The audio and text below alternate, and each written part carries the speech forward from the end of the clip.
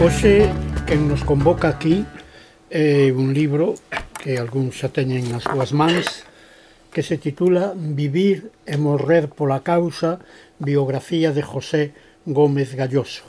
Gómez Galloso, 1908-1948. Ben, o autor, que está á miña esquerda, é Carlos Portomeñe Pérez, que é de Lugo, que ten 55 anos, non sei se cumplidos. 54. Vai para 55, eso sí, que os cumple no ano 2023. Debe de ser o único de Lugo que non foi alumno meu. Porque, claro, naceu no 68, eu viñenme de Lugo no ano 76, e, polo tanto, ti eras un neno inocente, ainda non chegaras á causa comunista, ainda non perderas a inocencia, e ainda non entraras na reflexión.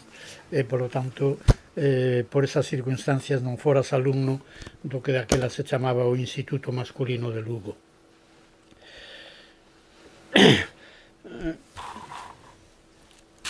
En primeiro lugar, vou dicir o que sempre digo, sempre que veño a esta librería. Esta é a librería que eu máis levo no corazón das librerías que hai hoxe en Vigo, porque aquí os que rexentan esta librería non son comerciantes do libro. Non venden o libro como se venderían zapatos ou como se venderían follas de bacalao.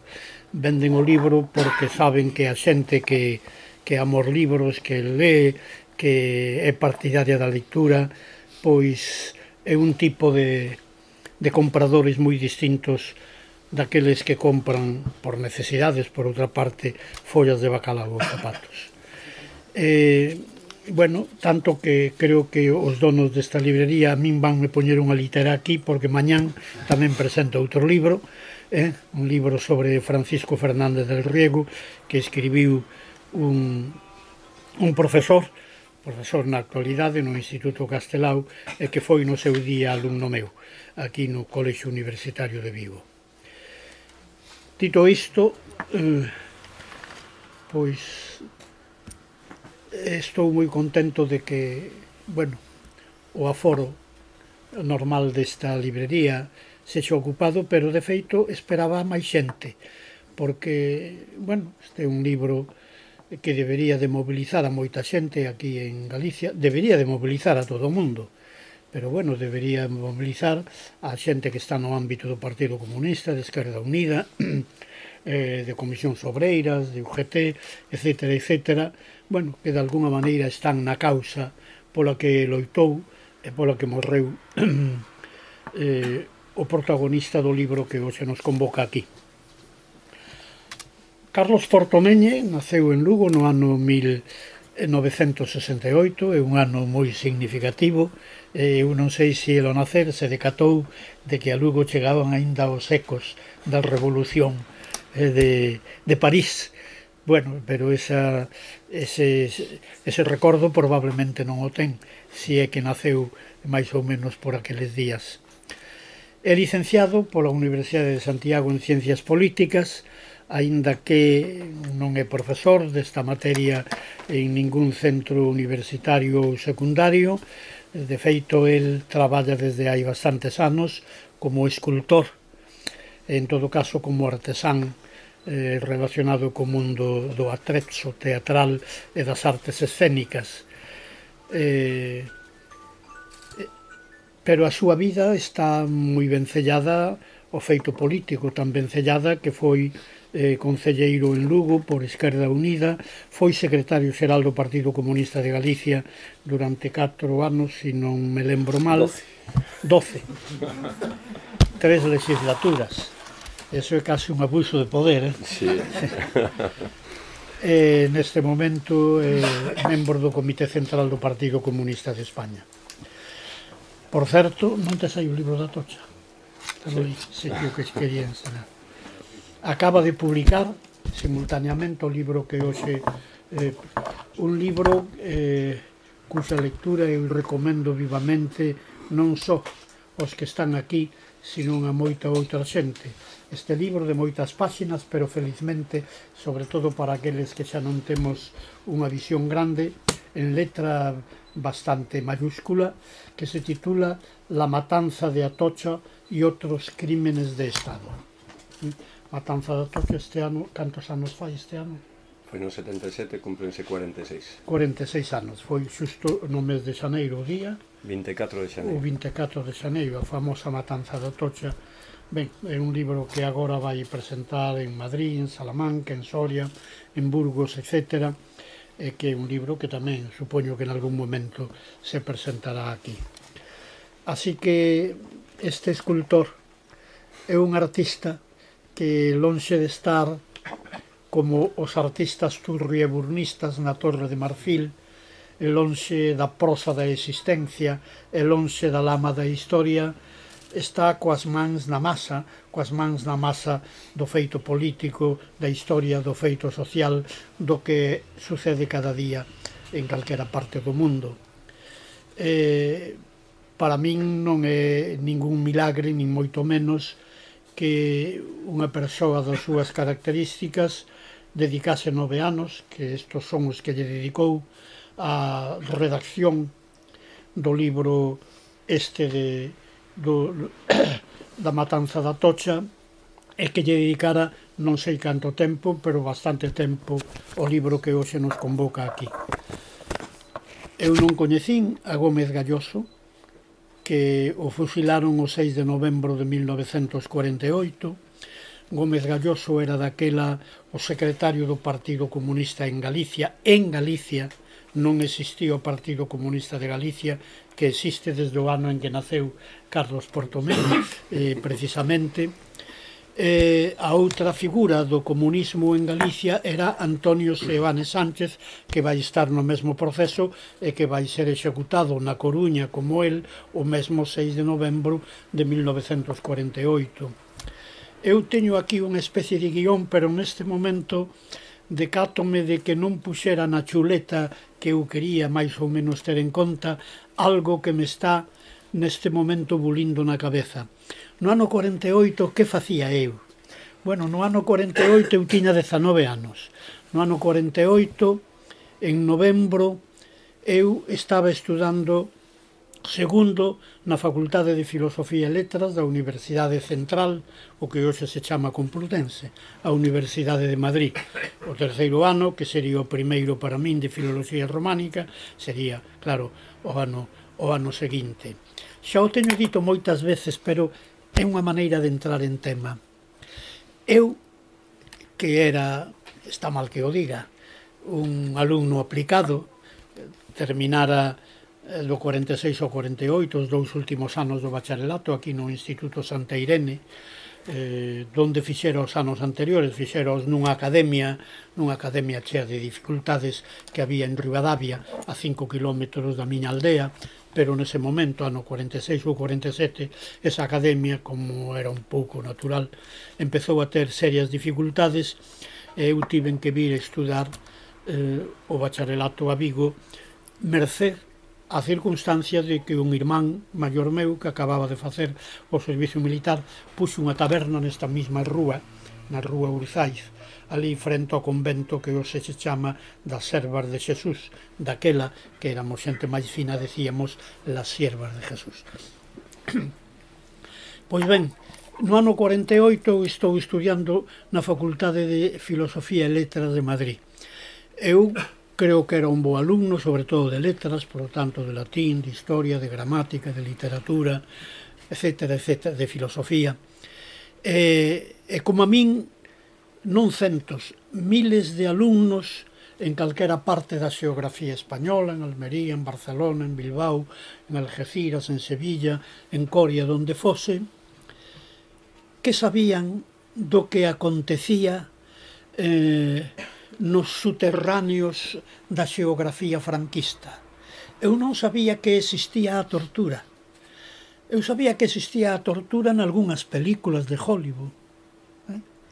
Eu sabía que en algúns libros falábase de tortura. Supoño que tiña a idea de que a tortura é algo que se facía, pero que non estaba plasmada en ningún código, porque sería bochornoso que figurara nalgún código legal ou máis ou menos legal. Pois ben, mentras eu plácidamente estudaba historia da arte ou filosofía ou latín ou filoloxía románica, resulta que un día de novembro en que eu probablemente estaba dedicado ao estudo de algunha destas materias que acabo de mencionar, estaban torturando na Coruña a José Gómez Galloso e a Antonio Seoane. Gómez Galloso, volvo á tortura, pero antes debo dar uns elementais datos biográficos, naceu en Maceda, a 20 ou 25 kilómetros de Ourense,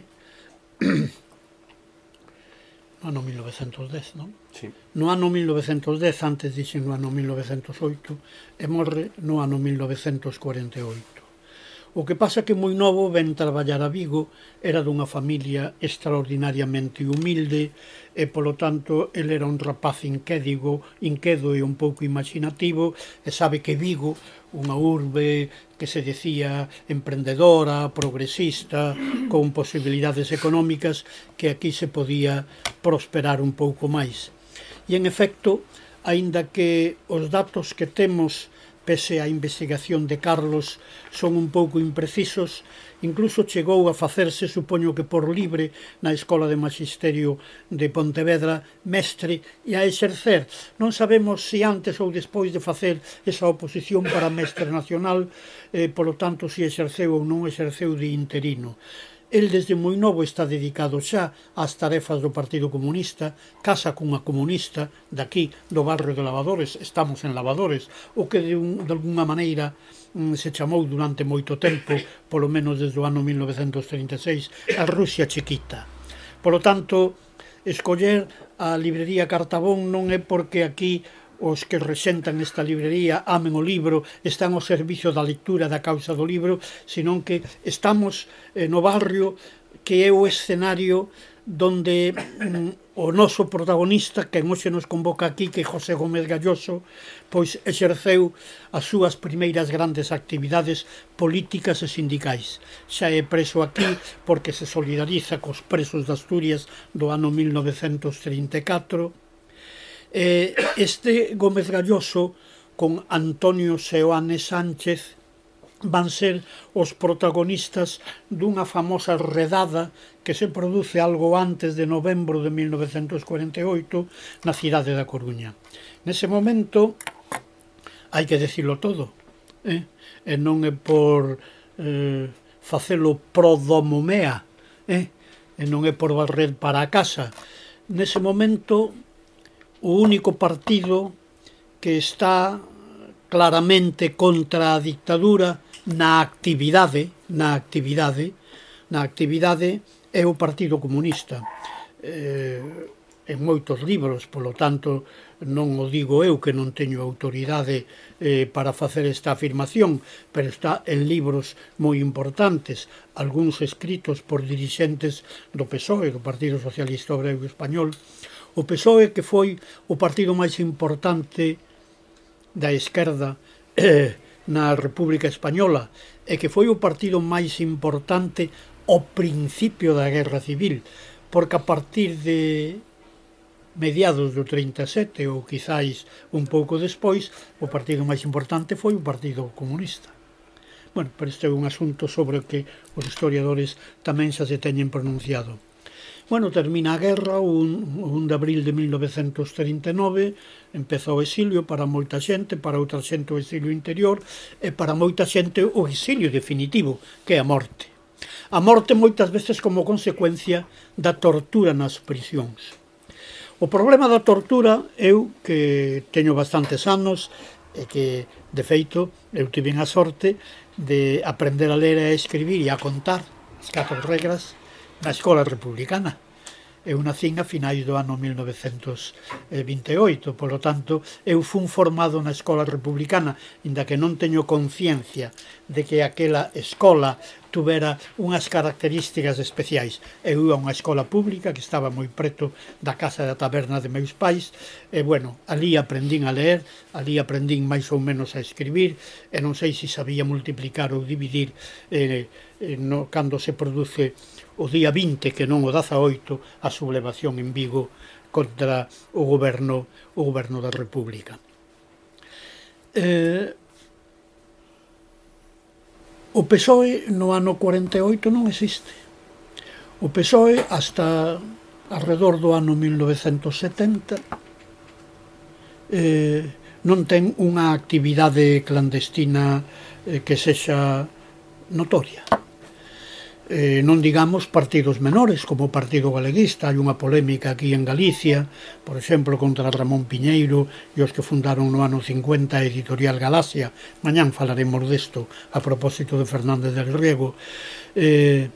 Os galeguistas, de feito, decapitaran eles mesmos o Partido Galeguista, porque de feito fai falta ter moita valentía persoal, fai falta ser un pouco temerario, fai falta, en todo caso, ter un certo arroupamento no caso de que suceda a calquera militante unha desgracia, para enfrontarse ao réximen de Franco nestes anos. No ano 40, no ano 41, no ano 42, no ano 46. E é asombroso, eu que falei con bastantes militantes daquela época, o temor non era o temor á morte, era o terror á tortura. Era o terror á tortura. Por iso está moi ben titulado o libro Vivir e morrer pola causa. Como Gómez Galloso, viviron pola causa, neste caso, é a causa republicana, e concretamente a causa comunista, pero Gómez Galloso, como tantos outros, non morre pola causa, mátano pola causa.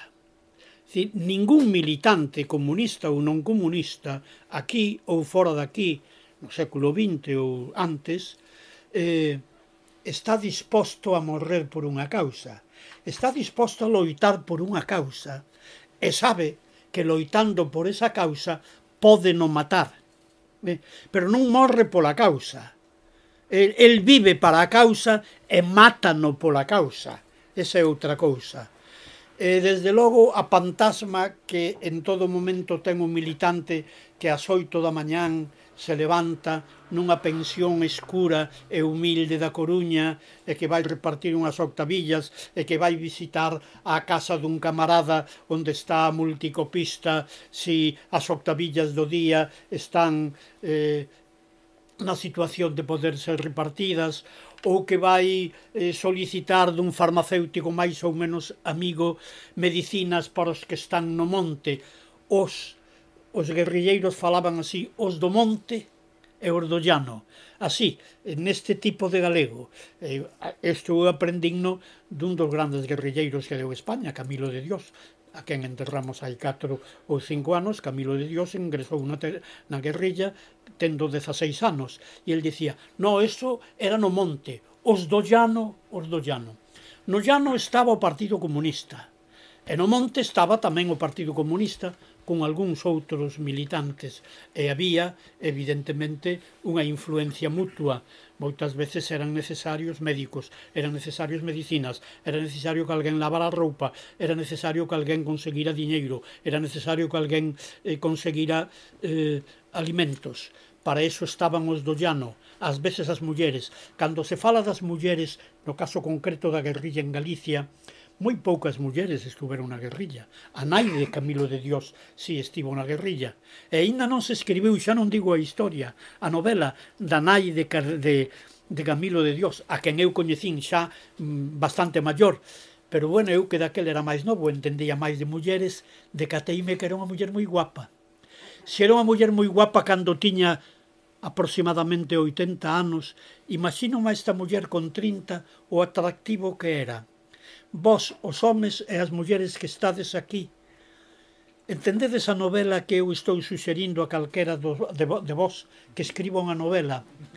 Que elemento perturbador é na guerrilla de Ourense, cando están no balneario, logo explico que é o balneario, cando están no balneario 30 homes durante o inverno en que a súa actividade militar e política é prácticamente nula, e no medio está unha muller.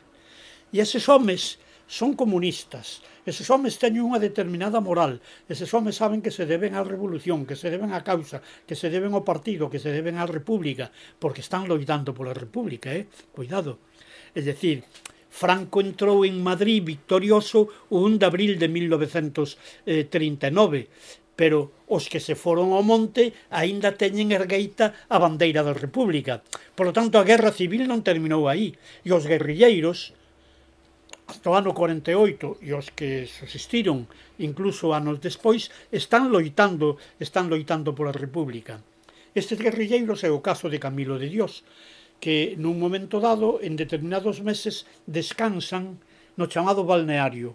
Son épocas, polo clima, etc., en que non poden ter determinadas actividades.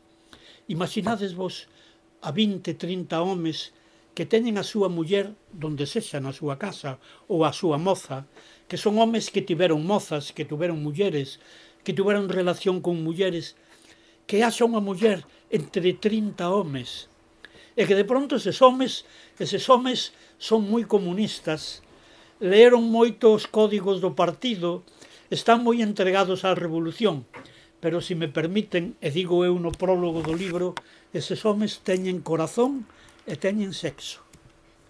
E ali hai unha muller atractiva de 30 anos que é a nai de Camilo de Dios. E aínda ninguén escribiu a novela da nai de Camilo de Dios, que me consta que escribiu unhas memorias e por as cousas que pasan en determinadas familias, creo que esas memorias foron destruídas. Bueno, volvendo á guerrilla, nese momento está Gómez Galloso como secretario xeral do Partido Comunista en Galicia, non de Galicia, e o xefe da guerrilla galega é José Gómez Galloso, da guerrilla galega en Galicia, guerrilla que ten concomitancias moi estreitas e diarias, naturalmente coa guerrilla do Bierzo. Ben, estes homes, eu digo, trato de decilo no prólogo e trato de poñerme un pouco á altura do que eu creo que é moi significativo, que é o título do libro que nos convoca, Vivir e morrer pola causa. Porque, por exemplo, imaginadesvos para estes militantes, os militantes do monte ou os militantes do llano, vouno decir así, tal como lle oín a Camilo de Dios, non do chan, como diría hoxe en galego, en máis ou menos normativo, o que é militar naquel momento. Eles saben moi ben que si son delatados ou si son collidos, que evidentemente ninguén os libra da tortura, porque o torturado algunha vez ou bastantes veces, depende, termina cantando, polo menos termina dicindo algunhas cousas que lle interesan á Garda Civil ou que lle interesan á policía. E termina dicíndoas probablemente despois de sofrementos heroicos. Pero eu que teño lido bastante sobre a tortura, que teño falado con torturados, entre eles un que foi Luís Ferreiro, 72 horas torturado na comisaría da Coruña no ano 69, bueno, está contado nun libro meu, contado un pouco esquematicamente, e contado dunha maneira que a mí non me deixou satisfeito, porque o propio Luís, o gran Luís, que fixo onte 2 anos que nos deixou, pois non recordaba o nome nin o alcume dalgúns dos seus torturadores. E se hoxe se fixese unha enquisa entre persoas do meu tempo, que xa casi non as hai, pero un pouco menores, como se chamaban os torturadores de Vigo, aparte dun moi coñecido apelidado París? Porque está ben, é dicir, evidentemente, os torturadores tiveron fillos, e é moi triste ser fillo dun torturador, pero ainda máis triste que se oculte que houbo tortura no franquismo, que houbo tortura na ditadura de Franco e que algúns torturadores como Willy el Niño teñan medallas e teñan retribucións especiais sobre o soldo a que teñen dereito por seren funcionarios do Estado, aínda que sexa no negociado da policía. Debería de haber libros moi importantes hoxe sobre a biografía dos torturadores. Os torturadores non foron os principais responsables. Os verdadeiramente responsables eran os capitáns xenerais, eran os bispos, os arzobispos, os cardenais, que sabían que a España de Franco mantiñase en parte polo medo que os opositores a Franco tiñan á tortura. Unha das razóns pola que a oposición tardou en ser máis ou menos eficiente é porque había que botarlle moito peito para enfrentarse á tortura. Por que os comunistas durante a década do 40 e a década do 50 son casi os únicos protagonistas da loita efectiva contra Franco? Eu creo que non porque os comunistas estean feitos dunha maneira distinta, porque temos uñas e temos carne para ser torturada e uñas para seren arrincadas, igual que os outros seres humanos, sexan galeguistas, republicanos moderados, republicanos non moderados. Polo tanto, pero nos comunistas había unha idea. Un comunista, sobre todo daquela, sabía que estaba ao servicio da revolución. E que un era unha peza da revolución. Eu, que son militante do Partido Comunista, sempre digo, se cada algún xa mo oíron, eu non son comunista, Eu non son comunista. Se o dixera, era un pedante. Eu son militante do Partido Comunista e cotizo. E incluso vou de vez en cando a algunha reunión. Serei comunista porque é unha grandeza que non teño de maior. De maior penso ser comunista. Pero ese é un estado de perfección. Ese é un estado de perfección.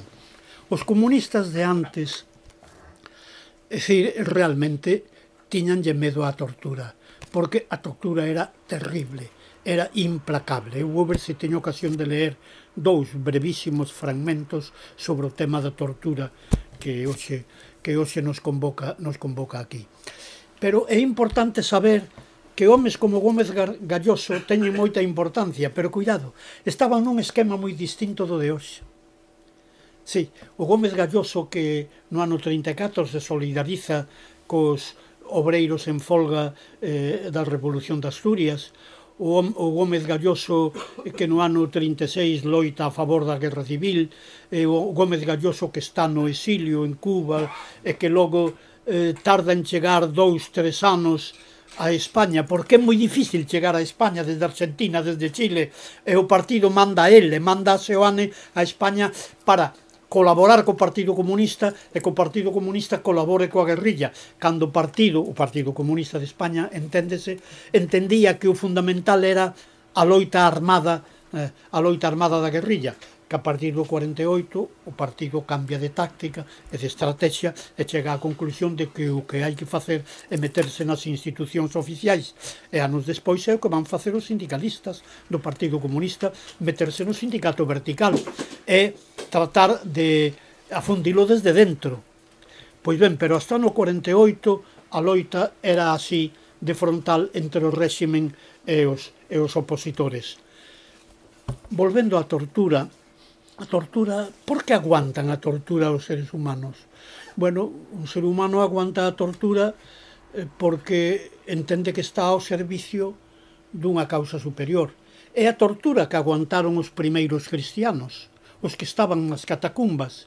De pronto, naquela sociedade politeísta, que de feito era moi poética, etc., pero, bueno, desde o punto de vista do credo religioso non tiña moito sentido para aqueles que se fixeran algunha pregunta trascendente. E de pronto apareceu alguén que predica un tipo de monoteísmo que non está exento dunha moral que ten sentido defendela e que ten sentido solidarizarse con ela. E eses cristianos, por que aguantan a tortura? Por que aguantan que os emperadores romanos os boten ás feras? Aguantan porque están ao servicio dunha idea superior.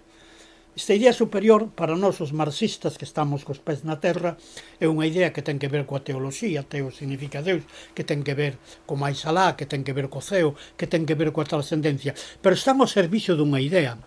Eles aguantan non porque os cristianos primitivos teñan unha carne máis dura ca dos outros que non son cristianos, senón porque están ao servicio dunha idea superior. No caso dos militantes comunistas están ao servicio da revolución, que daquela escribíase con mayúscula. E aquel que canta na prisión é unha peza que contamina o partido. Que quere decir contamina o partido? Contamina a cadea da revolución, porque de pronto se canta, de pronto 3, 4, 5, 10, 20 pezas van caer. E ese é un retraso, eso retrasa, se se me permite a expresión, un minuto a revolución. A revolución non pode retrasarse un minuto nin medio segundo. A revolución non debe ter nunca retraso. Polo tanto, o home que está nunha comisaría sometido aos peores tormentos, aos peores sofrementos, repito, está ao servicio dunha idea superior, considérase unha peza fundamental desa idea superior.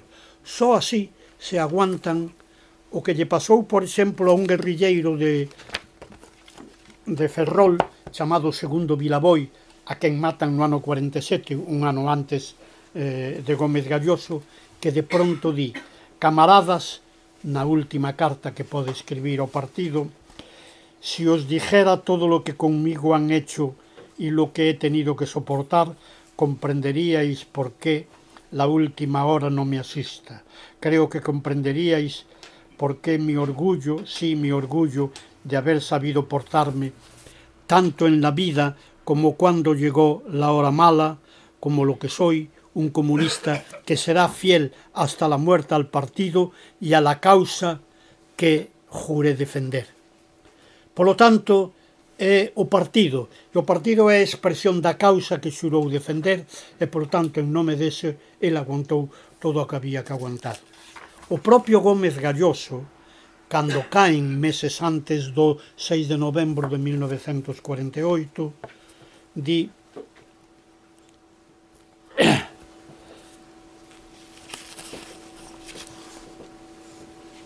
preguntada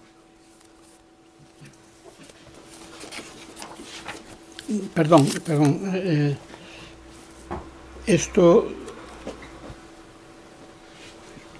ían torturar ou torturaran a María Blázquez, que é a compañeira, todo hai que dicilo, a terceira compañeira de Gómez Galloso. Este é outro problema, as mulleres dos militantes nesta época. A tal María Blázquez, que non foi executada, sai no 63, vaise para París, segue militando no partido e morre anos despois. Pero a ela fixeronlle unhas preguntas, dice: preguntada para que manifieste si, como dice, ignorar los cargos que desempeña su compañero López, que era o alias clandestino de Gómez Galloso, lo supiera, si al ser interrogada lo pondría en conocimiento de las autoridades. Dice que posiblemente resistiría hasta el límite de sus fuerzas, porque, amén de la afinidad ideológica, e agora o instructor puxo en cursiva, lo quiero. Eu creo que este é un dos textos amorosos na historia da represión franquista máis fermosos que hai aquí en España. Ela resistiría todo o que había que resistir. E resistiría porque ten afinidades ideolóxicas. Pero de pronto sai o individuo que ela era, a muller singular, a muller particular. Ela ama a Gómez Galloso. E, polo tanto, hai aí dúas cousas moi importantes. Ela está ao servicio da revolución, está ao servicio dun ser humano que tamén é revolucionario, que se chama Gómez Galloso. E é probable que tuvera que delatalo, pero, desde logo, sería cando as súas forzas non resistisen. O capítulo final, que é de bastantes páxinas do libro de Carlos Portomeñe, é un capítulo en que se recollen as cartas que se cruzan entre Gómez Valgalloso e a súa segunda esposa, a primeira era daqui, Carmen Díaz Brunet, daqui de Lavadores, a segunda esposa, que era de Cuba. Ben, eu quixen insistir nesto porque aínda non se escribiron biografías sobre militantes comunistas ou non desta época, tratando de poñer o foco, de poñer o acento nas realidades máis duras, máis fortes, máis estridentes e ao mesmo tempo máis elocuentes do que era loitar contra a ditadura franquista nuns anos tan escuros. De feito, o meu prólogo titúlase sobre a biografía dun loitador político nun tempo ateigado de adversidades, definido polos horrores dunha represión extrema. Porque, naturalmente, é moi fácil hoxe fundar un editorial ultraesquerdista, dicindo que un quere cambiar de sistema en 24 horas, etc. Seguramente esa cousa que terminaría en nada, está permitida por as leis que hai aquí en moitos países parecidos ao noso. Pero organizar calquera actividade política seria, esquerdista, contra o franquismo, contra o fascismo, contra o capitalismo, contra o imperialismo, que todos estes frentes de loita son aqueles nos que teñen que loitar as persoas como Gómez Galloso e tantos compañeiros del, realmente daquelo era moi duro. Había que escribir esta biografía. Esta biografía encontrou o biógrafo axeitado, diría máis, o biógrafo idóneo, porque Carlos Portomeñe non só é camarada de Gómez Galloso, e supoño que é un pouco camarada porque todos nós, incluso aqueles que somos algo máis vellos, non moito máis, aqueles que somos algo máis vellos, bueno, vimos de onde vimos. En primeiro lugar vimos das ideas, mellor dito. En segundo lugar vimos das ideas. En primeiro lugar, porque cada un sabe a súa biografía, en primeiro lugar vimos de que nós, sendo nenos ou sendo adolescentes ou sendo algo máis que adolescentes, xa mozos de 18, 20, 22 anos, vivíamos, no meu caso, en pleno franquismo, nunha sociedade que estaba aí. Pero, bueno, esta mesma actitude que podía ter eu aos 20, 22, 24 anos, podía tela alguén de 20 anos en Francia, ou en Italia, ou en Portugal, ou en Inglaterra. Está a sociedade aí, está o texto da sociedade. Para ser de esquerdas, nin siquiera fai falta ler libros. Para ser marxista, nin siquiera fai falta ler a Marx. De feito, hai algo no que estaremos de acordo. Marx non lera a Marx. E Marx era marxista. E creou o marxismo. Pero Marx non lera a Marx. Que é o que leu Marx? Bueno, dice que leu aos socialistas utópicos, pero iso é secundario na súa formación. Marx é un home que un bo día asomouse ao balcón da súa casa, ali en Trier, Treveris, chamábase na época romana, ali é onde ajusticiaron o herexe galego Prisciliano. Donde están as cinzas de Prisciliano, ali naceu Marx, séculos despois. E, asomado, con 16, 18 anos ao balcón da súa casa, ve pasar mendigos, ve que hai xornaleiros na súa casa, porque era de boa familia, ve que na súa casa hai os que viven no piso de arriba e os que viven no paso de abaixo. Hai as señoras que levan cofia, que son as criadas, e a súa nai, a súa avoa e a súa tía que non levan cofia. E que comen ben, e que están ben mellor mantidas, que son máis guapas, porque comen mellor, visten mellor. Entonces, Marx, que non é parvo, faise preguntas e di, estamos nunha sociedade en que hai mendigos, en que hai criadas, en que hai señores, en que hai ricos, en que hai pobres, etc. Pero este é un sistema. Este é un sistema. Este é un sistema que crea privilexios e os privilexiados van defender os privilexios e os privilexiados, no fondo, son os que teñen o exército, os que teñen a policía, os que teñen os códigos e os que teñen os medios de comunicación. Non fai falta ter a cabeza de Marx, que era poderosa, claro, poderosísima, senón para facer esta reflexión.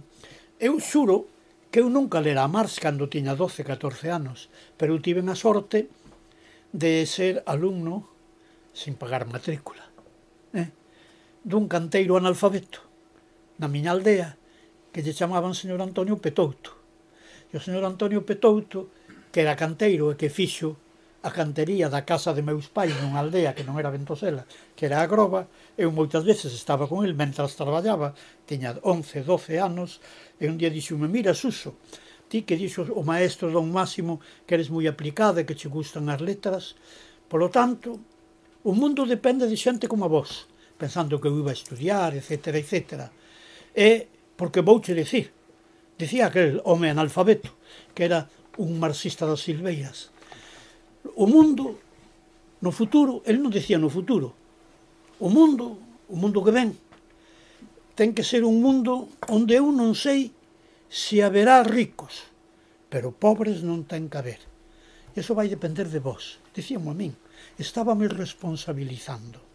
Porque sabía este, que non sabía probablemente que existira Carlos Marx, desde logo podo xurar que non sabía alemán, o señor Pedro Petouto, probablemente nin o castelán, sabía o galego, e a miña primeira lección de marxismo, que non paguei, por certo, nin me matriculei en esa materia, recibinna del. Con iso quero decir que nos procedemos da nosa lectura da realidade. Logo encontrámonos, naturalmente, cos ilustrados franceses, cos socialistas utópicos e cos marxistas científicos, de Marx e Engels en adiante, pasando por Rosa Luxemburgo e chegando a Gramsci, sin sairmos de España, pois a cabezas luminosas como a de Manolo Sacristán en Barcelona ou a do meu exalumno, xa morreu o pobre, con 68 anos, Paco Fernández Buey, que foi alumno meu no curso 59-60, era de Palencia, que foi alumno meu en Palencia no curso 69-70, 59-60, que morreu hai anos, e que estudiara en Barcelona precisamente con Manolo Sacristán. Eles leeron, todos leeron no texto da realidade e logo estudiaron os libros. Isto é o que lle pasa a Gómez Galloso. Supoño que Gómez Galloso xa traía unha idea marxista desde Maceda. En Maceda viu como vivían os labregos. En Maceda viu como vivían os médicos e os veterinarios. Por certo, en Maceda había un veterinario que era o xefe do Partido Comunista de Ourense, que se chamaba Benigno Álvarez, que o día que o encontran no monte, paséano morto nunha carreta por todo Ourense, para que as señoritas de Acción Católica aplaudiran. Pero os pais de Benigno Álvarez, comunista, vivían mellor que os criados dos pais que os pais de Benigno Álvarez. Así pois, Gómez Galloso é fillo da súa lectura da realidade e é fillo dos textos marxistas e comunistas que o partido, que daquele era moi pequeno, aquí en Vigo, concretamente en Lavadores, repartía. Este é o Gómez Galloso, que o partido, que era moi pequeno, pensa ben que hai un rapaz de 20 anos aproximadamente que destaca no sindicato, destaca nas actividades do partido, e que se chama José Gómez Galloso. En ese momento, o partido, que é consciente de que é moi pequeno, pero que está moi organizado e que é necesario que haxa unha voz máis alá da do Partido Socialista, decátase que eses rapaces que viven aquí ou no barco de Valdeorras, como Santiago Álvarez, e que son espilidos e que gustan de ler e que gustan de facer preguntas, teñen que ir facer un curso de marxismo a Madrid. Dixen o barco de Valdeorras e non foi por casualidade, porque Gómez Galloso desde aquí, desde Labradores, e desde unha aldea do barco, San Miguel de Outeiro, do barco de Valdeorras, Santiago Álvarez, pouco antes do 18 de xullo de 1936, van a unha escola de marxismo organizada polo partido en Madrid. E cando están nas primeiras clases, encóntranse co estampido da guerra civil. Ali o 18, 19 de xullo, a toma do cuartel da montaña, etc. O curso de marxismo prácticamente non empezou, e estes rapaces novos, Santiago Álvarez, que era de procedencia campesiña, non así exactamente desde que está en Vigo Gómez Galloso, van ser dirixentes políticos na Guerra Civil, e tanto un como outro en épocas distintas dirixiron un periódico quincenal moi importante que se chamaba Nueva Galicia en plena Guerra Civil, onde se publicaron textos moi valiosos. Esta é a vida de Gómez Galloso, que de pronto ven para España e nun momento dado, quizáis por unha delación, pois caen, e con el caen 10 ou 12 personas máis, entre as varias mulleres, como se chamaba Josefina, muller de Seoane. Josefina González Cudeiro. Eu conocín a Josefina González Cudeiro, a muller nese momento, a compañeira do xefe da guerrilla, de Antonio Seoane, e estaba, naturalmente, María Blázquez, que era nese momento a compañeira de Gómez Galloso. O libro, e vou terminar, de Portomelle, de Carlos Portomelle, é un libro feito desde dentro, feito por quen milita no mesmo partido, feito por quen certamente en algún momento dado, quizáis, como nos pasa a todos nós, non ten a obxectividade de vida para de pronto cuestionar algunha peripecia da súa vida ou algunha actitude do propio partido. Sí, porque hai un texto que eu comento no meu prólogo, un texto en que parece que o partido lanzou a consigna, non sei se verbal ou escrita, de que o certo tipo de militantes deberían de ter sempre unha compañeira, non chegar, neste caso, á Coruña, un individuo só, porque se ven cunha muller que poden decir que deixaron os fillos e que veñen buscar traballo, etc., poden integrarse máis facilmente na sociedade, porque hai que integrarse na sociedade, pensar que, bueno, que teñen un traballo, que están buscando un traballo, etc., que están esperando que veñan os fillos para vivir toda a familia ali, cando haxa unha estabilidade económica, etc. Por lo tanto, parece que o partido, verbalmente ou por escrito, lanzou a consigna de que ese tipo de militantes, enteles Gómez Galloso e Seoane, debían de ter unha compañeira, pero moitos deles tiveran compañeiras. Bueno, sabemos o caso de Seoane, que a súa muller tarda 5 anos en saber onde está. Bueno, unha muller tamén ten dereito a ser celosa e a pensar que o seu home anda facendo outras cousas, que non anda facendo a revolución. A dureza da vida política é tan grande, que non só hai que pensar no militante, que pode ser torturado físicamente, pero e a muller do militante que vive en Buenos Aires e que non sabe onde está Gómez Galloso nin Seoane, non sabe se está pasando as súas vidas nos cabarés de Madrid, ou se está divertindo en París, ou ten varias amantes, ou é un borrachín, ou é un despilfarrador, non o sabe, pero moitas mulleres saben que os seus homes moitas veces foron por eses vieiros. Bueno, resulta que están ao servicio da revolución, e a revolución exixe nese momento, na dureza clandestina do franquismo do 40, 45, 50, etc., que non se dean datos, nin as mulleres saben onde están nese momento os seus homes.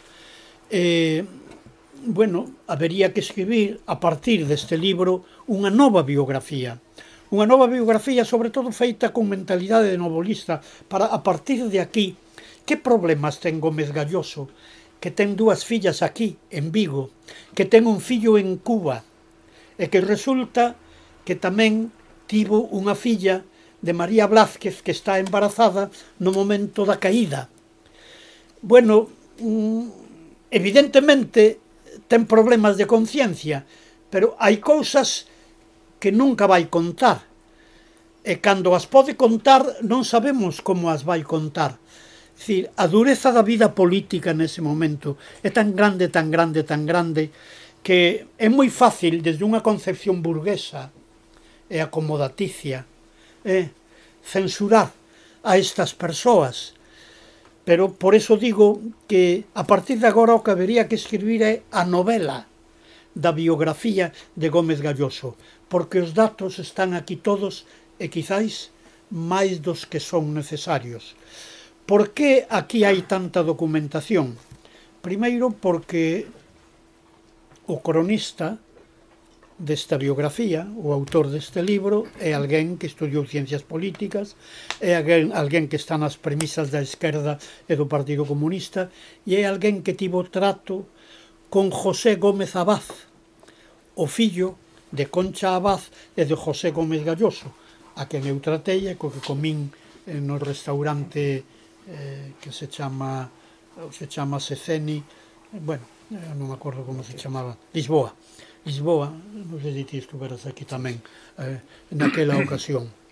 Gómez Abad foi do servizo secreto da Cuba de Fidel Castro, cando vivía Fidel Castro, tanto o servizo secreto que hai un libro que eu recomendo a súa lectura, como burlamos a la CIA. Como burlamos a la CIA porque ele é o gran organizador da campaña do Che Guevara e os que o acompañaron no ano 67 a Bolivia, e isto xéstase en Praga. E a primeira entrevista que ten con Ernesto Che Guevara en Praga, o Che Guevara, que é un romántico, pero que era un tipo moi práctico, cando lle empeza a falar José Gómez Abad, dille: compañero, en cubano, compañero, non hables nada. E vanse para unha especie de patio, porque pode haber micrófonos da CIA ou de quen sexa. E ali estáse articulando a entrada de 30 ou 40 guerrilleiros co Che en Bolivia. E eso sabe o Fidel Castro, quizáis algún alto dirixente do Partido Comunista de Cuba, o Che e José Gómez Abad, e ninguén máis. Porque a donde non chegan os tentáculos da CIA? Paga a pena ler este libro, Como burlaron a CIA. Este é o libro que escribiu José Gómez Abad, que entregou ele a súa muller, que ainda vive, non? Sí, sí. Chamase? Elsa Montero. Elsa, sí. Entregaronlle todo o arquivo a él. Bueno, a dedicatoria do libro están eles de protagonistas nesa dedicatoria. Con toda esta documentación, parte dela, non toda, exhibida no capítulo final do libro, construye a biografía de Gómez Abad. E o que quixen é facer unhas reflexións para demostrar que moitas biografías deberían titularse Vivir e morrer pola causa.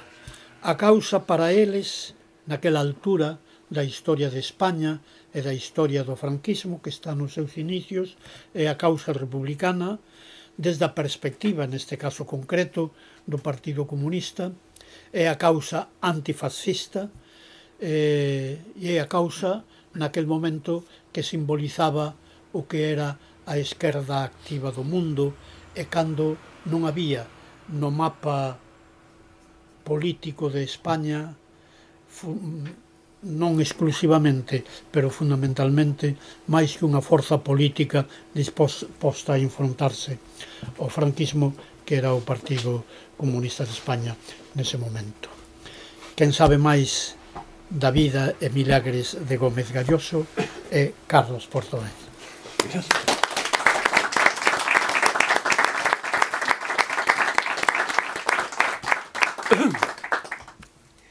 Eu teño tamén que arrancar basicamente porque teño unha corda paralizada desde hai uns cuantos anos e teño que hidratala constantemente. Traen moche viño, se vai far. No, preferible auga nestas ocasións, ainda que eso despois.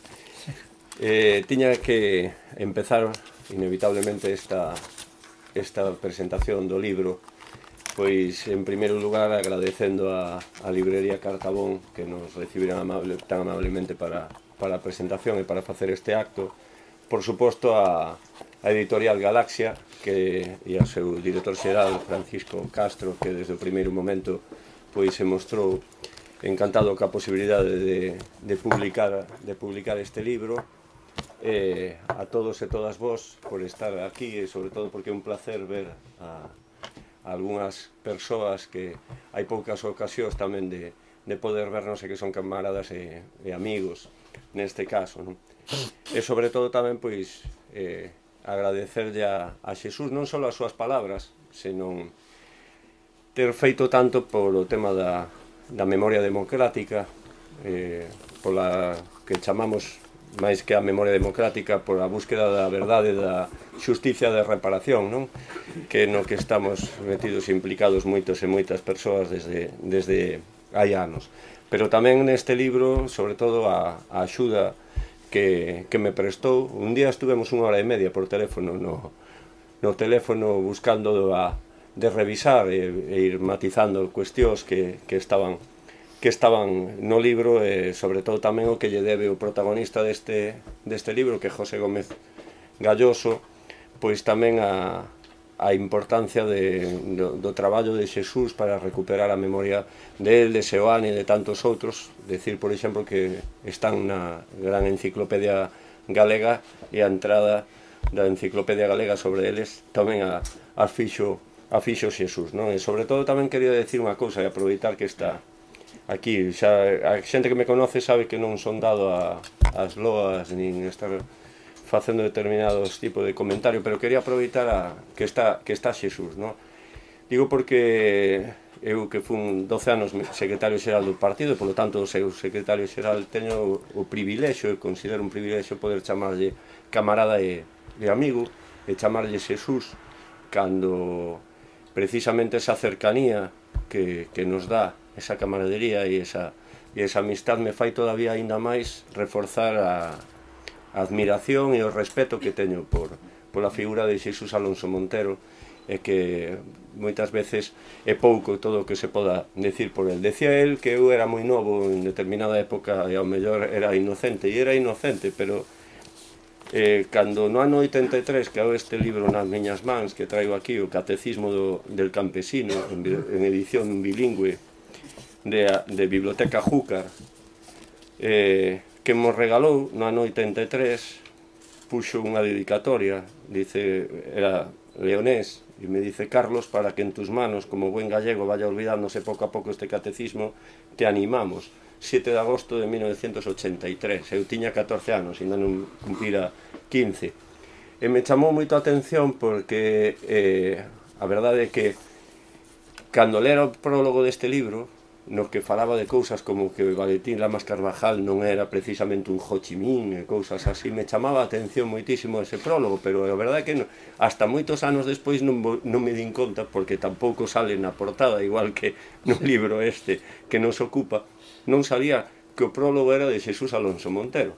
Por eso hoxe quixen traelo ademais para ver que ao mellor parte da inocencia ten algo de culpa tamén o prólogo deste libro, aínda que houve outras moitas cuestións que me levaron á militancia marxista, non? Quería decir que a verdade é que eu caín neste libro e a xénese deste libro hai 20 anos, dataría eu, non?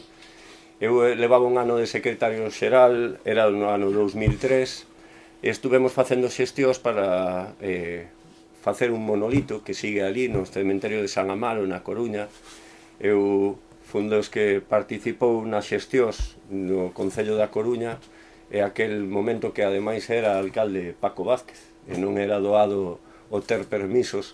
Sin embargo, si se ofreceron amablemente e puxemos casualmente estas coincidencias que ten a vida. O monolito a Galloso e a Seoane, no que era a tumba de 2 pilotos nazis que estaban enterrados naquel momento naquel trozo de terra, naquel pedazo de terra. Curiosamente se deu esa situación. Para a ocasión se editaron unhas láminas para recaudar fondos para o monolito que fixo amablemente Xaime Quesada, o pintor ourensán. E entonces a lámina número 1 e a lámina número 2 iban acompañada dunha carta miña, e mandamos unha ao fillo de Galloso e ao outro fillo de Seoane. Un vivía na Coruña e outro, perdón, en Buenos Aires e outro vivía na Habana. Casualmente, tempo despois, a cónsul de Cuba, María Sánchez, que estuvera na inauguración do monolito, no que tamén participara Marco Sana e outra xente, María Sánchez me chama urxentemente e me dice que ten que falar comigo, porque se puxo en contacto con ela un coronel da Dirección Xeneral de Inteligencia cubana que tiña que poñerse en contacto ou saber cousas sobre Carlos Portomeñe. E o que me dixo, claro, a cónsul de Cuba naquel momento, ademais María, que tiña un sentido de humor, dice, en aquel momento lo primero que pensé es a ver si Carlos Portomeñe no es quien dice ser y qué es lo que querrá saber este hombre, no de él. Entonces por fin nos puxemos en contacto. E a verdade é que nos uniu desde o primeiro momento moitas cousas. En primeiro lugar porque, modestamente e desde a distancia, eu ocupaba o cargo que para él era o cargo que tiña o seu pai moitos anos antes, non?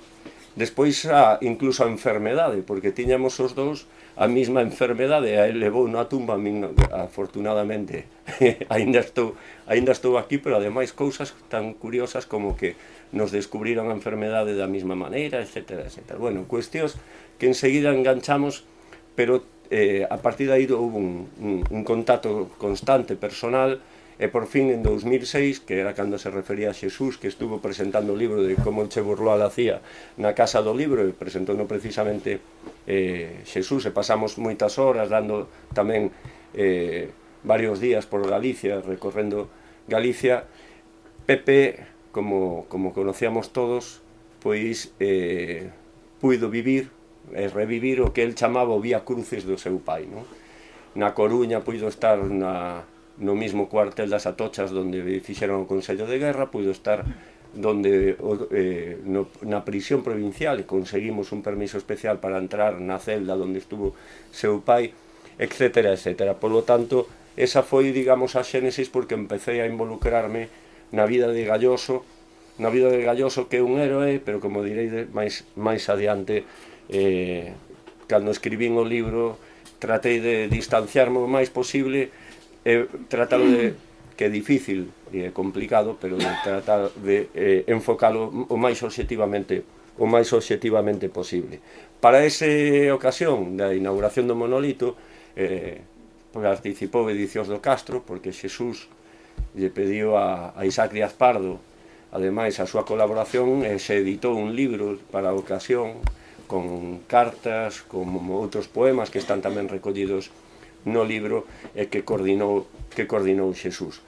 Entonces, ese era o libro que en realidade viña a ser unha continuación do libro prioneiro da vida de Galloso, que ven a ser Guerrilleiros de Xosé Neira Vilas, que foi escrito no ano 91, como sabedes, conta a vida de diferentes enfoques, con testimonios ou con entrevistas de 4 persoas, 4 comunistas, 3 homes e unha muller, ela,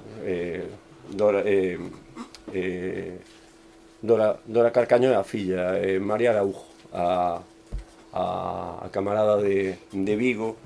Os 4 eran comunistas galegos e os 4 vivían en Cuba. E Xosé Neira Vilas fixo o libro e enfocouno fundamentalmente na vida de Galloso a través do arquivo personal que tiña o seu fillo.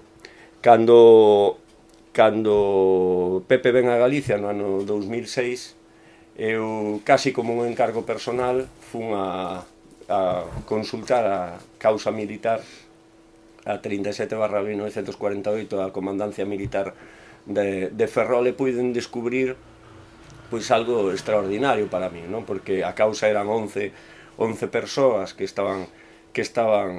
foron encausados e que ademais tiveron o Consello de Guerra, pero era toda a documentación do Partido Comunista e do Exército Guerrilleiro clandestina que lles ocupou a Policía Armada nese momento, e polo tanto non era só reconstruir a vida e sobre todo os últimos tempos de Galloso, Seoane e os demais, senón tamén de poder reconstruir o que foi a actividade do Partido Comunista e da guerrilla neses anos, non?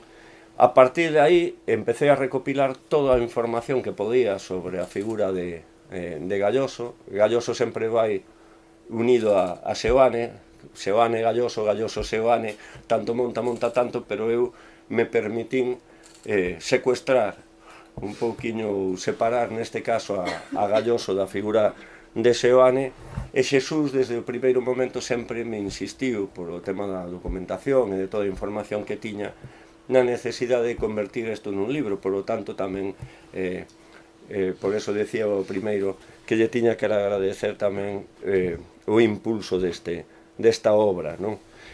Claro, a pandemia tuvo cousas malas e tamén tuvo cousas boas neste caso, non? A mí o que me deu tempo foi a rematar estes dous libros e o poder pulilos, os dous libros, tamén o de Atocha, e a partir de aí, pois, naceu esta obra. A primeira cuestión que quería señalar, tamén o destacou Xesús anteriormente, é que cando eu caín na biografía de Galloso e empecé a pulilo para convertilo en libro, o primeiro que quixen foi non esquecer a ninguén.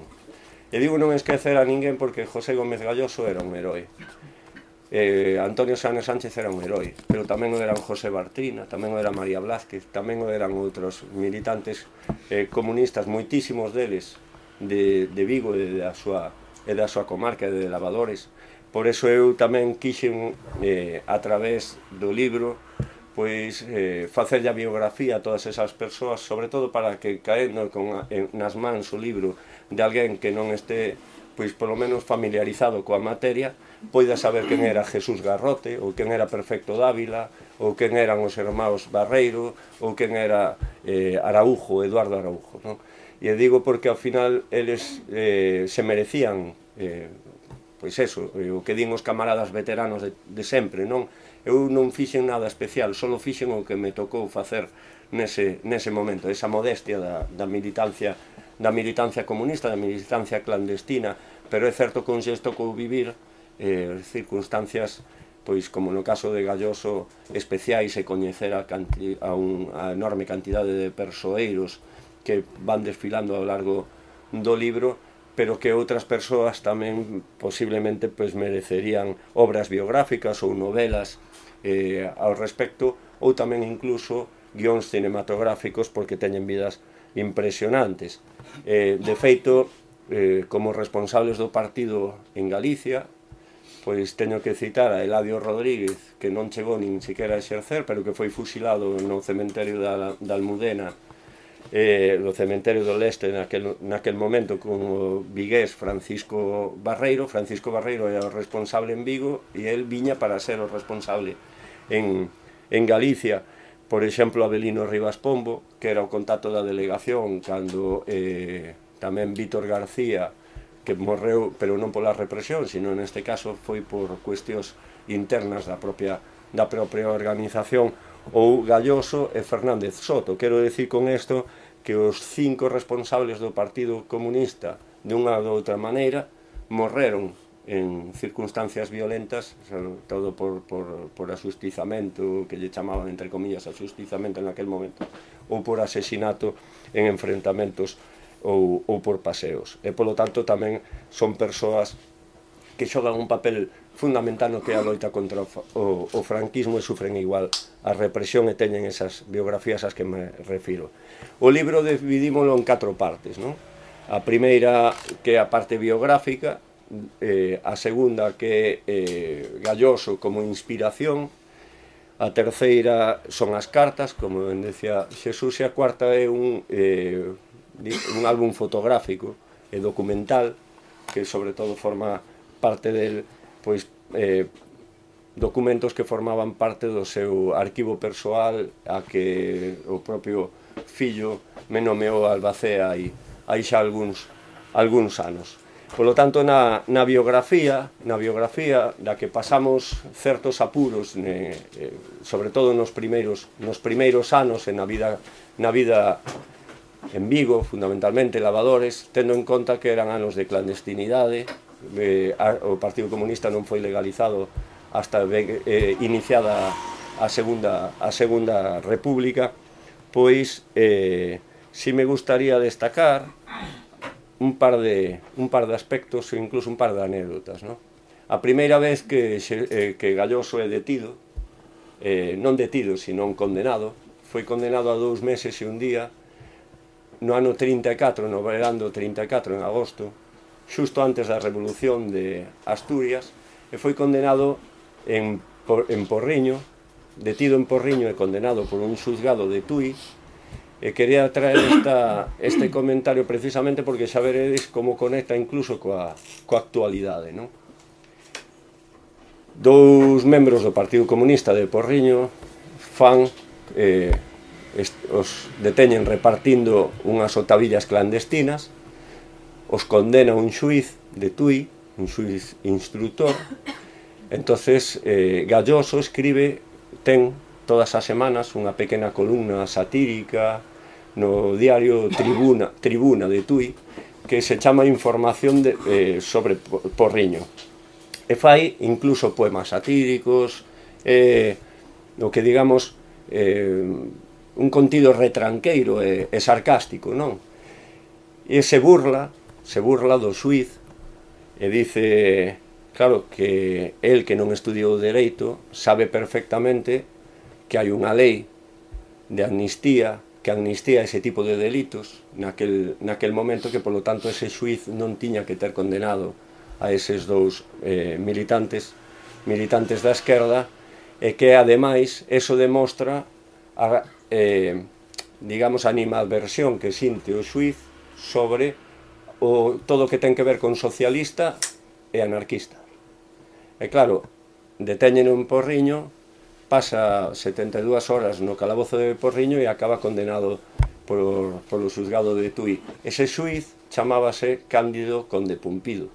Por eso decía que ten gracia a veces mirar a hemeroteca e ler a historia, non? Porque se conecta inmediatamente tamén con a actualidade. Eu digo que Galloso fixo un viaxe de ida e volta, e ademais un viaxe de ida e volta rápido e intenso, non? Porque desde o ano 36 que sae de Lavadores hasta o ano 48 que morre fusilado na Coruña, esos 12 anos son de auténtica intensidade. Pero el sigue un periplo que é a escola marxista en Madrid, no ano 36, cando estalla o golpe militar. Despois está en Guadarrama, vai ao frente de Andalucía xa facéndose cargo da propaganda do exército na fronte de Andalucía, volve a Madrid, despois se vai a Valencia, igual que se vai o goberno da República, tamén se traslada ao Comité Central. De Valencia vai a Unión Soviética 3 meses, da Unión Soviética regresa para ser responsable de propaganda do exército do Ebro e polo tanto está en Barcelona. Cando se perde a guerra, pasa a Francia camiñando como o resto dos refuxados e refuxadas que pasan a Francia, e internado en un campo de concentración. Despois está en Toulouse, de Toulouse pasa a República Dominicana, de República Dominicana a Cuba, a Nova York, a México, a Chile, a Buenos Aires, para regresar polo porto de Bilbao outra vez á península, vai a Madrid, sigue o viaxe contrario e acaba na Coruña sendo fusilado. Por eso digo que é un viaxe de ida e volta, porque ao final en 12 anos vive todo ese periplo e ademais moi comprometido e ademais con un papel principal, sobre todo no tema da propaganda durante a guerra e posteriormente. En Galicia se viu ademais a importancia que tiña el desde o punto de vista da propaganda, porque con el na Secretaría Xeral se publicaron numerosas edicións. Hai unha que me chama poderosamente a atención, porque era o Boletín do Guerrilleiro e costaba 0,20 céntimos daquela, non? Que é o que me chama a atención, porque o cobraban. Era unha cousa que me chamou poderosamente a atención. En esa viaxe, como decía Xesús, eu quería destacar que tuvo 3 compañeiras de viaxe, que non eran 3 compañeiras calquera, non eran simplemente compañeiras sentimentais, eran 3 militantes comunistas. Por eso Vivir e morrer pola causa, aceitado o título, no que ten moito que ver Xesús Alonso Montero tamén. Esas 3 compañeiras, desde Carmen Díaz Brunet, que é quen introduce a él no Partido Comunista, porque ele era ademais sindicalista da industria conserveira en Lavadores, hasta Concha Abad, que traballa no Comité Central do Partido Comunista de España en Valencia, cando a conoce, e que despois, ademais, en Cuba participou en diferentes postos de responsabilidade, e cando morreu era membro do Partido Comunista de Cuba, membro do Ministerio de Asuntos Exteriores, hasta María Blázquez, que era quen acompañaba, como decía Xesús, o partido decidiu, e así vivía Josefina e Seoane, así vivían tamén María Blázquez e Galloso, tamén vivían Carmen Orozco, que tamén foi encausada, e José Bartrina, pero non eran parella sentimental, non simplemente foron parella política, porque eso evitaba que pararan en fondas, paraban en establecimientos públicos, e eso evitaba tamén preguntas innecesarias á Guardia Civil, á Policía, etcétera, para poder localizalos. Pero claro, elas eran mulleres con militancia comunista, e cando se poñía para dirigentes como Galloso ou como Seoane ou persoas, eran persoas de plena confianza. María Blázquez xa estuvera en prisión e condenada no ano 39, e me gustaría aquí tamén decir unha cuestión, no ano o Partido Comunista, as mulleres, esa palabra que utilizamos moitas veces, non só eran floreiros, eran militantes e participaban activamente, hasta o punto de que naquel momento, no 41, a responsable da delegación en Francia do Partido Comunista de España era Carmen de Castro. A partir do 42 a secretaria xeral era Dolores Ibarri, a Pasionaria. Por ir rematando esa biografía que fomos recompoñendo con as dificultades, sobre todo das primeiras partes, e con moito máis documentación na última, sobre todo a raíz da causa militar, tengo unha segunda parte que é Galloso como inspiración. Aí aparecen pois todas aqueles artistas ou todos aqueles literatos tamén que tuveron como inspiración a figura de Galloso, e de Galloso e Seoane tamén, pero, por exemplo, un documental que se fixo en Cuba xa en 1948 sobre Galloso, no que incluso aparecen a súa muller e o seu fillo, hasta o poema das coplas de Juan Panadero de Rafael Alberti, ou mismo o propio monolito que está na Coruña, no cementerio de San Amaro, que foi diseñado por Celestino García Graña, o arquitecto. Tal era a importancia naquel momento de Galloso e Seoane, da súa causa, que houve unha campaña internacional enorme, sobre todo en Cuba, e a Federación de Estudiantes Universitarios Cubana, que era unha federación que tiña moitísima importancia na universidade en Cuba, había un estudiante que participou na campaña activamente daquel momento, que se chamaba Fidel Castro Ruz. Hasta o punto foi en Cuba importante esa campaña. E foi tamén importante que estamos ante un consello de guerra que non é o habitual naqueles casos, sobre todo porque eran consellos de guerra sumarísimos, donde se xuzgaba e se aplicaba a sentencia inmediatamente.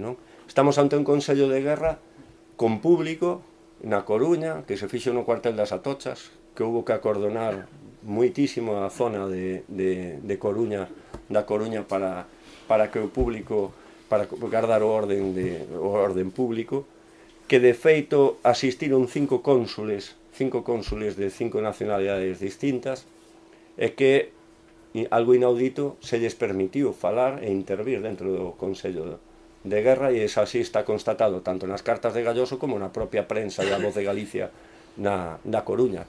Entón, pediron a palabra José Bartrina, Antonio Seoane e, sobre todo, Galloso, que tuvo 10 minutos para disertar sobre a ditadura franquista, e para poñer as cousas claras, hasta o punto de que o público, e o pon a Voz de Galicia, o di el, o público se enardeceu, comenzou en un sector del público a aplaudir, e tuveron que mandar calar a Galloso. Eso é algo inaudito no que son os consellos de guerra neste país, e desde logo foi o único, por lo menos o único caso que conozco semellante, hasta o punto tuvo esa importancia. E remato con o tema das cartas, as cartas hai dúas partes ben diferenciadas, as cartas que escribe desde Nova York, desde México, Chile e Argentina a súa compañeira, que son cartas con un contido persoal moi importante, non? Porque son cartas como as que escribiríamos calquera as nosas parellas con unha confianza absoluta, tendo en conta tamén que existía a censura de guerra sobre as cartas, pero que son tamén, pois, son tamén unha crónica histórica dos principais sucesos que van sucedendo desde a súa saída de Cuba hasta Argentina máis de 2 anos despois, non? Aí conta a caída, a vitoria soviética en Stalingrado, aí conta a disolución da Comité, da Internacional Comunista, aí conta a división do exilio republicano en México, e aí conta a liberación de Kiev polas tropas soviéticas, e hai unha cuestión, fixadevos, hai unha parte dunha carta que reflexa estas dúas cuestións, a parte personal e a crónica histórica, que é unha cousa que lle di a Concha Vaz cando está a contraofensiva soviética, lle dice: que te juegas, porque as cartas son en castelán, que te apuestas a que los soviéticos llegan a Polonia antes del 7 de noviembre. O 7 de noviembre era, claro, a data do triunfo da revolución. E dice: si pierdo, friego los platos durante un mes completo, ¿no? E dice, unha carta calquera que pudiera ser de calquera de nós, pero que ten un gran valor polo que ten de humano e polo que ten de histórico, ¿no? E despois son as cartas xa as que foron moi reproducidas, as cartas desde a prisión da Coruña, que son unhas cartas que ademais Xesús tamén ten reproducido no libro tan importante que ten sobre cartas de represaliados desde os cárceres, e que estas cartas, claro, teñen un contido humano, un contido histórico e un contido literario tamén extraordinario, non? Sobre todo vindo dunha persoa que tamén sabe que está facendo propaganda e que é especialista na propaganda que nos está dicindo. E remato co tema das fotografías e dos documentos, non? Rubén Pérez e eu, que estuvemos, unha das veces que estuvemos en Cuba, na súa casa, precisamente vivindo, pudemos ver o extraordinario do arquivo personal de Galloso, e tamén do seu fillo e da súa nora, non?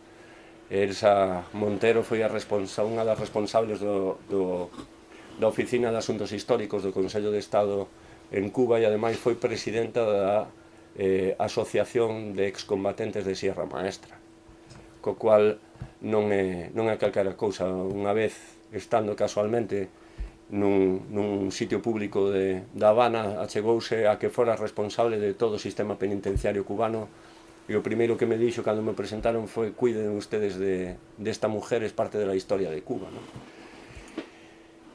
E aí foi cando o que quería eu comentar. A raíz de consultar toda a causa militar, eu empecé a fotografiar, son 2000 e pico folios, non? Está toda a documentación do partido que caeu do exército guerrillero, como dixen o primeiro.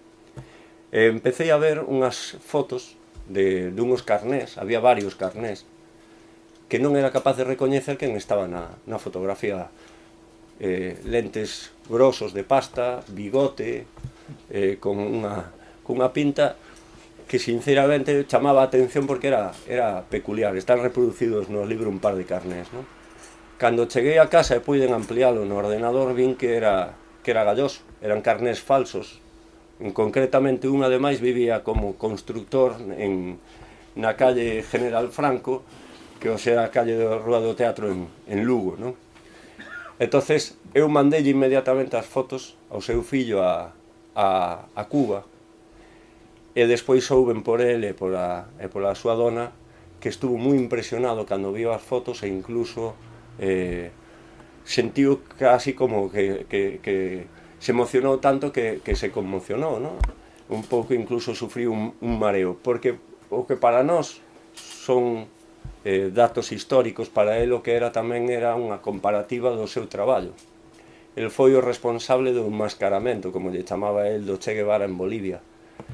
el foi o responsable desa foto do Che Guevara para entrar en Bolivia tan reproducida en algúns medios, na que está calvo, na que está con unha dentadura postiza, con unhas gafas de pasta, ademais moi semellantes aos que fixo o seu pai, hasta o punto de que claro, ese enmascaramento era fundamental para burlar a CIA, como dice no seu libro, e desde logo ese enmascaramento, por certo, teño que contalo, foi unha muller galega en Miami que facía maquillaxes para estrellas de cine, persoas importantes, que daquela, como non había depilación como hai agora, sistemas depilatorios, pois fixeronlle a depilación a cera ao Che. Pero esta muller, sin saber para o que estaba traballando, pois enseñoulles e despois practicaron con voluntarios na Habana antes de facer o Che Guevara, non?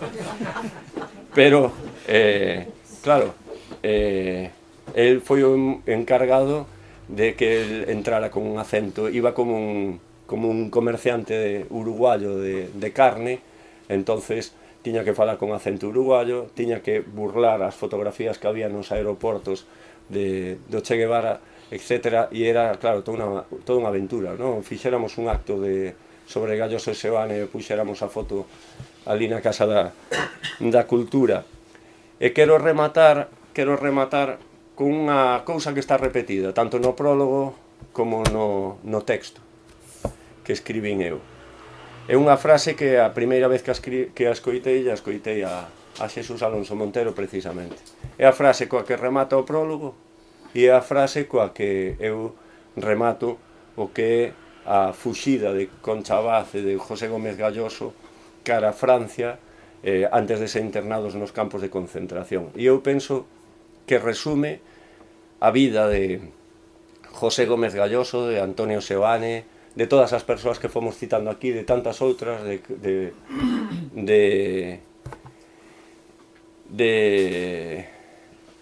Mercedes Núñez Targa e de tantas outras persoas, non?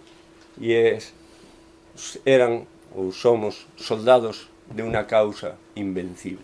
Eles eran soldados non sei se soldados derrotados de unha causa invencible. O cansancio. Somos soldados derrotados, ou eran soldados e soldadas, neste caso, derrotados de unha causa invencible. E esa causa invencible é a que os levou a moitos deles a ser torturados, outros a sufrir a represión, a morte incluso, pero esa causa pervive e esa causa tamén é a que nos reúne a moitos e a moitas de nós hoxe aquí en outro tipo de actos onde recuperamos e solicitamos e reivindicamos a verdade, a historia e a reparación. E non, con isto, non, nada máis.